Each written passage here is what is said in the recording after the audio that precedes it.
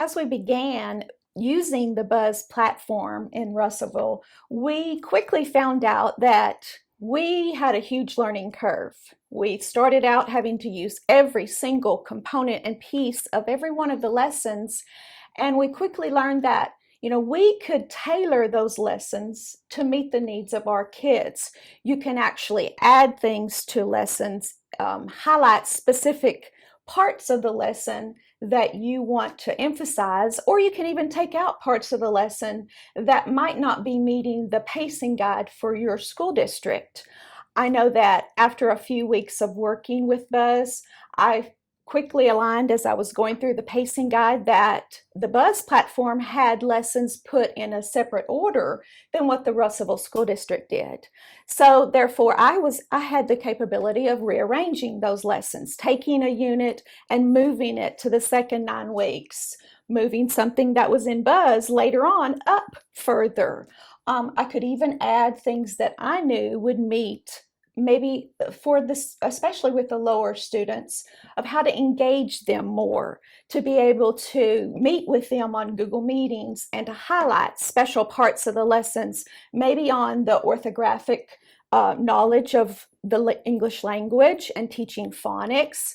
I realized that I had to enhance that. And once I had introduced it on a Google Meeting lesson, then that helped them to better understand that Buzz lesson and to go through it individually and, with clarity.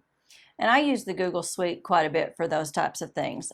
Google Meetings, I would use Jamboards. So take the lessons from Buzz and kind of build on them.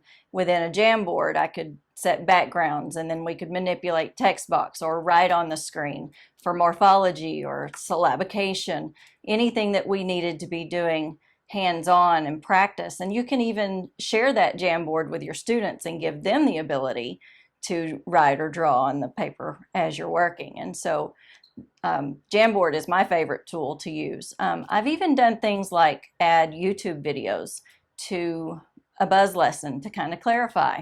If I went through there and I didn't think the instructions for the Assess It were very clear, I could video myself explaining the instructions so that when the students clicked on the Assess It, they got me instead of just having to read the instructions themselves. And that, especially in lower elementary, is something that I've added too, to get them up and moving, because sitting in front of the computer all day long for a kindergartner is just very hard to do for several hours at a time. So in between the lessons, I would find Jack Hartman is an elementary teacher's best friend. Go and find one of his videos that has movement and add it in there where it fits with the Buzz lessons, and it gets them up and moving, enjoying their lessons and learning.